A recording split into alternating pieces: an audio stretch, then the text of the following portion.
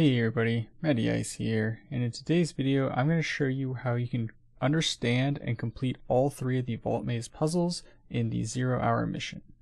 Now if you do find this video helpful, I would greatly appreciate it if you could like it and subscribe to the channel. And with that being said, let's go ahead and get into it. Now when you get to the second room at the beginning of the mission, you'll find this console up here on the right.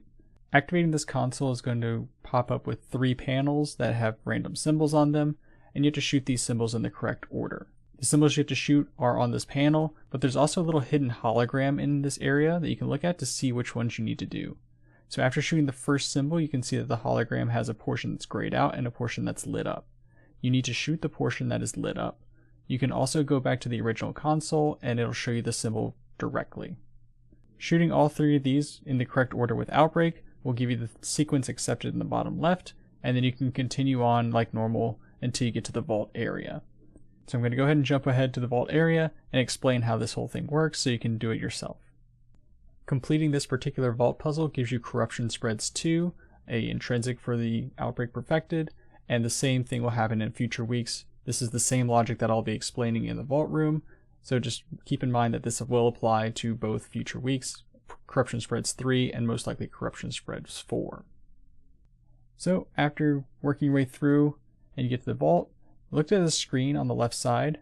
Now doing the sequence that we did earlier unlocks the blue shield on the room to the bottom left here, and if you look at it, you can see that there's 4 nodes inside that are in a square shape. That corresponds to the square on the right side of the screen.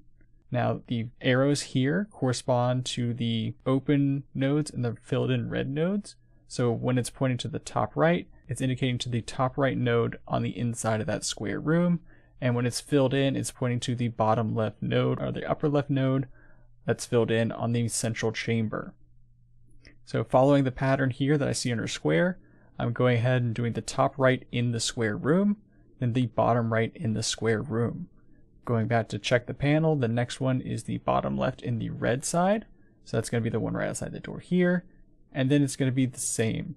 The bottom left in the square room, top left in the square room, and then top left in the red corridor. Doing that is going to finish off the square vault challenge. I imagine there will be other panels that are released weekly for the other 2 rooms. But that's going to be it for this video. I hope you found it helpful, and good luck getting your vault challenges done.